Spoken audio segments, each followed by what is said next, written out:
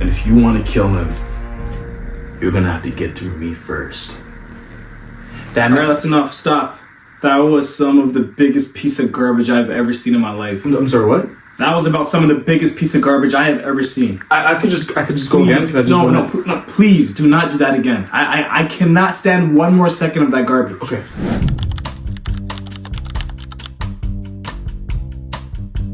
Alright, today I'm going to be talking to you guys about my worst audition stories. My worst experiences while auditioning. I'm sure there's more to come. This is all I've experienced for now. If we're going to talk about the worst, I gotta begin with where it all started. The very first audition. I gotta go back to like grade 5 for this one. And at this time, it wasn't in my head that, oh, I'm gonna be an actor, but I always wanted to act because I love movies, I love pretending and imagination and all that stuff. But I was also a really, really shy kid. Got me to the point like if my older brother introduced me to someone, I'd hide behind him because I was too shy to meet them. I was that shy. I had no confidence, so much stage fright, oh my God. One of the teachers came into our classroom and she's like, hey, we're doing this play. If any of you students wanna audition for one of the roles, I'm gonna put it up here on the board and you can sign up for one of the characters. I said, you know what? Like in my head, I think I'm gonna try to audition for something. So I put my name under one of the characters on the board, and then this other kid in my class who I had like this rivalry with, you know, as kids do, not like a rivalry, but we were kind of competing over everything. It was like one of those ones. He went and he put his name under the exact same character that I did, and everyone was like, ooh, like who's gonna get it, yo? Anyway, so I'm like, yeah, all right, bro, like let's see what's up. I think it was like a Wednesday. They gave us the rest of the week as well as the weekend to kind of practice the script. Yo, I've read that script like over like 50-60 times. Like I'm telling you, I knew every single person's lines. Like I knew every single line for every single character, all of them. I just did not want to be unprepared. You know, it's Monday, it's time for the audition. I'm like, I bet, let's go. Like I'm kind of nervous. Over the weekend, I kind of searched up what's an audition, how does an audition work. Again, I'm like 10 years old at this time. It's like grade 5, so I'm like, I don't know how auditions work, but to my understanding, it was like I'd be in a room and there'd be a teacher in the room with me and I'd act to her, the teacher being the casting director, right? And so it's audition day and she comes to our classroom. She's like, all right, the students who are auditioning for this role, you can come. Or maybe it was like an announcement or something, I can't remember. We end up following her down to the gym. There's some girls there, there's some other guys there, and she puts us all in a circle. So already I'm like, wait, what's going on? She hands a script to all of us. Pretty much she lined us up in a way where like each character would keep repeating. Like this guy who's auditioning for this role would be right here, and then the guy who responds would be here. And then the guy who's auditioning for that same first role would be here, and the guy who responds would be here. When it's your turn, then you read the line for your character. First of all, this was so weird because look how awkward. And right away, everything that I had prepared for mentally just went out. I was ready to audition without any pieces of paper. And she gave me a piece of paper, so now I'm like overthinking, like am I supposed to be looking at this? And all the other kids are happy that there's a piece of paper and they're all looking at it, happy, getting ready. And I'm just like,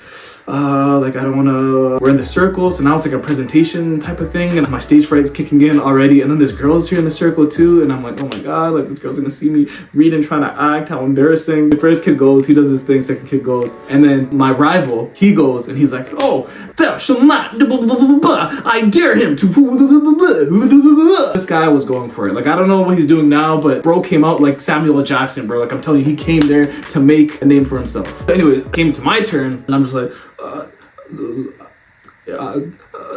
everyone's just kind of like looking at me. The girls are looking at me, and then the teacher's looking at me, and she's like, "It's okay, you can go ahead." And I'm like, "I will not fight you." All right, next person. Next person. She just moves on to the next person. Like I read the line, it was just so awful, and then she's like, "All right, yeah, that was great." And every time my turn came, I was like, you know, just shaking up. It was awful, and he was just like, he killed it. Honestly, good for him. But I never forgot that. That was like one of the worst experiences of my life. Stage fright. I tried to go and. Man, after that, I'm like, I'm never gonna act ever again. That was a lie. I didn't act for years after that. A day came where they announced who got the parts. A teacher came to our room and she like posted like this piece of paper on our board. Our classroom teacher like, oh, I can read out who got the parts. Okay, and for the role of this kid is gonna be playing the part, and it was my rival, and everyone's like, oh, Faison, he got the part. Oh, Faison. And I'm just like, yeah, you're right. And out of nowhere, the kid's like, stop. And I'm like, what the hell? And then he's like, he let me have it. He set me up. At the audition, he didn't even try.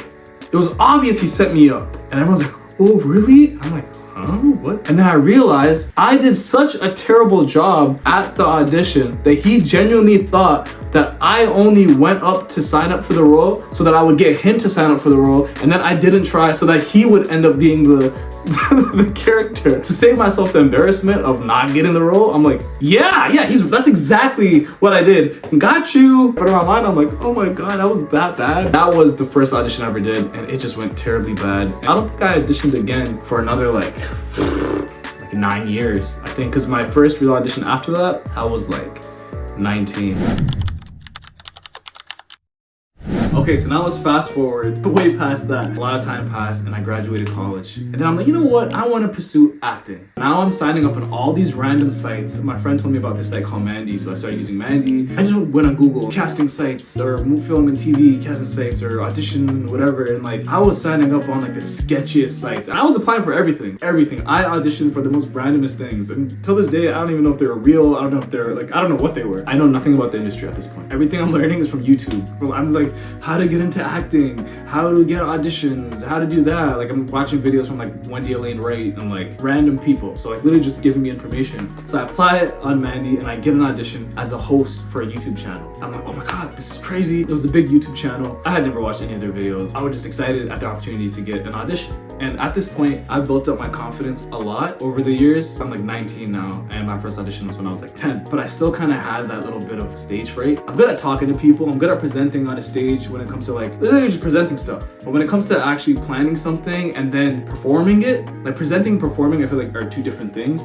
And so presenting, like I feel like I'm good at, but performing, it was like, oh, still nerves, right? This was kind of in between where it was like, I'm kind of presenting, but it's also kind of performing, but I still have to step out of my comfort zone. They tell me, I need you to prepare a script, like maybe like a short, like 1-page script. This is what you're going to be presenting to us when you arrive. They give me like a topic about like video games or superheroes or something. And I wrote down like a little script that I'm going to be talking, you know? So I'm assuming it'll be the same as like what I'm doing right here. Just talking, hey guys, what's going on? Blah, blah, blah, blah. Get to the building, I step into this room, and I'm like, yo, really nervous. They have like this backdrop. Then they had this camera directed towards it, and then they had a teleprompt. Or teleprompter, whatever it's called, you know what I'm talking about, the thing that has the writing on it. And so they had my words on the teleprompt thingy. I had my thing memorized. I was good. I didn't need this teleprompt thing. But then I'm like, am I supposed to look at this teleprompt? They didn't tell me that this would even be here. So like, yeah, it's cool to have it. But again, I know nothing about this industry. I don't even know how this thing works. Like I was so confused of what the point of that thing was if I was supposed to just know my script, you know?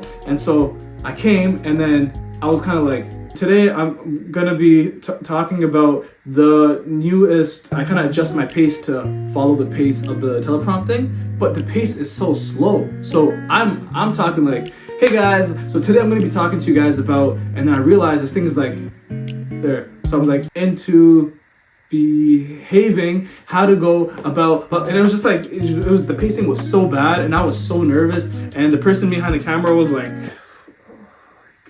They were just waiting for the audition to finish.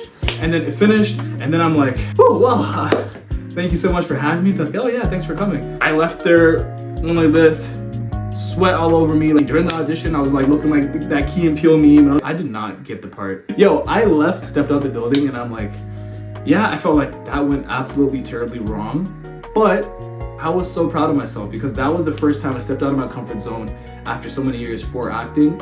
And even though it wasn't really acting, it was more so like a hosting. It was like still an audition, and it was a step in the right direction for me. And I was just like, okay, you know what? That might have not have went the way that I wanted it to, but it's still a step in the right direction. And I stepped out of my comfort zone to make it happen. I was proud of myself, and I stepped out. I'm like, yeah, regardless, I did my thing, you know? Call up my Uber, and it's kind of a sketchy area. Like wherever this place was, it was like this building was nice, and then my Uber's like come down the street. I come down the street, and it was like it went from like pretty decent neighborhood to like kind of sketchy neighborhood. I don't know. It was literally like this to this. It just became, that's just how it is down here. So I'm standing here, and across the street right here is like a coffee shop. This random girl comes up to me, probably mid-20s. She's like, hey, do you have $1 you could spare? I looked at her. She didn't look homeless. Like she looked pretty well together, pretty decent outfit, but it was really cold outside and she didn't have a jacket on, and so just like something seemed off about this girl, you know? I'm like, yeah, sure. And I take my wallet out, and she's like grilling like this. The thing was, I didn't have crazy money in my wallet. I had like $5, like a $5 bill, and then I had like a loonie and a toonie. And so then instead of a loonie, I gave her a toonie. I double it, give it to the next person. You feel me? I'm like, you know what? Here's a toonie. Get yourself that coffee. I said, go get warm. Get yourself that coffee. You know? She's like, okay, thank you so much. I said, yeah, no problem. So I look at her and I'm like, I wonder if she's actually gonna go there. And she walks over to the coffee shop and she actually goes inside. And I'm like, okay, cool. So she genuinely was just someone outside cold and just wanted to get a coffee or whatever, for whatever reason. You know, I don't know what's going on with her, but she did what she said she was gonna do. So I'm just chilling there, waiting for my Uber, and a second later, she spawns right behind me again. So I'm kind of like chilling and I'm like, whoa, what the hell? And then she's like, hey, do you have $5 you could spare me? Obviously I had the $5 because she saw me opening my wallet. So of course I had the $5. I'm like, you know I have $5, but I'm not gonna give it to you. I already gave you a toonie, even though you asked for a loonie. So plus, what do you even need it for? And where's your coffee? And she's like, can I tell you the truth? And I said, yeah, what's up? She's like, I don't want a coffee. I need the money for something else. And I'm like, okay, well, for what? She's like, for some drugs. And I'm like, huh? And she's like, yeah, like just over there, like I just need to get some drugs from over there. Then I'm like, are you serious? And she's like, yeah. I literally looked at her and I'm like, I gave her like a huge long speech, but essentially I'm like, yo, listen, like you seem like you're not too far gone. You're still pretty well put together. Like take care of yourself. You know what I mean? This isn't the right path to be going down. You're young, you still have your youth, and like this is a time where you take care of your health, take care of your mind, your body, and you shouldn't be doing this to yourself. And she's like, yeah, you're right, like, thank you so much. And then she turned around and went to someone else and said, hey, do you have $1 you could spare? And I'm just like, bro, like, she obviously didn't care about what I had to say. You know what I was thinking too was, she had already gotten the toonie and then successfully tricked me. She could have just left with that. But she came back with no coffee and decided that she would try for round 2 and get some more out of me. I don't know what she was thinking, but also, I hope she's okay. Alright, this is the last audition I'm going to tell you guys about. I'm going to fast forward again another couple years to the future. This one, I think I was like 21 or 22, I don't know. At this point, I finally got my agent. I had been with her for like, I don't know, I want to say less than a year. And I had this audition for this bank. It was like a bank commercial. Maybe it was like TD or Scotia or something. And pretty much what the audition was, there was like 5 or 10 statements that you could hear like a voice saying like, not bank statements, like you hear a voice and it was like, I walked down the street, my heart broke, I fell down, I got up. After hearing each statement, without saying anything, I react. So I was like, I walked down the street, I fell down.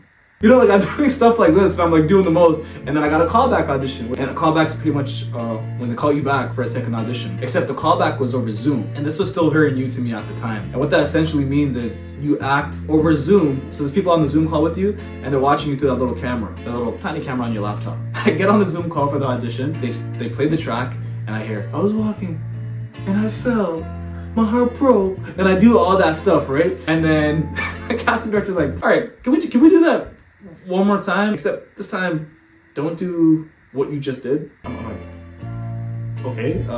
He's like, just relax a little bit. I said, okay, cool. So this time, instead of being like, oh, let's do this, I took a lesser version. I was walking, I fell, my heart broke. And then he interrupts me again. He's like, oh, okay, well, let's just start one more time. This time, let's not move at all. Let's just only react with your face. Also, always be looking at the camera. In the audition, I was able to be like, oh, ooh, this, you know, whatever. And now I'm just like, actually, no, I couldn't even turn my head. So I was like, I was walking. Honestly, the whole thing was stupid. Even what I was doing prior to me looking at the camera, all of it was stupid. And then I was just like, this is the absolute worst. This is the worst audition I've ever done in my life. This is so stupid. I don't even think we got to the end of the statements and she just stopped it. She's like, all right, well, that was great. Thank you for being here and we'll be in touch. I said, yeah, absolutely, absolutely. The audition ended and the screen kind of just like, and I just saw my reflection on my laptop like, what are you doing with your life? And I couldn't help but just start laughing. I knew that went so bad, but I tried. Even though I didn't understand it, I tried. I did my best. I tried. Got to a point where I kind of just accepted it. I'm like, whatever, it's all good. Like, at least I did whatever I could do, you know what I'm saying? That was definitely the worst audition. I did not get the part. Anyways, these are some of the worst auditions I've ever done. If you enjoyed this video and want to see more content like this, then please like and subscribe and leave a comment. Or don't. Either way, I'm going to keep making the content, so.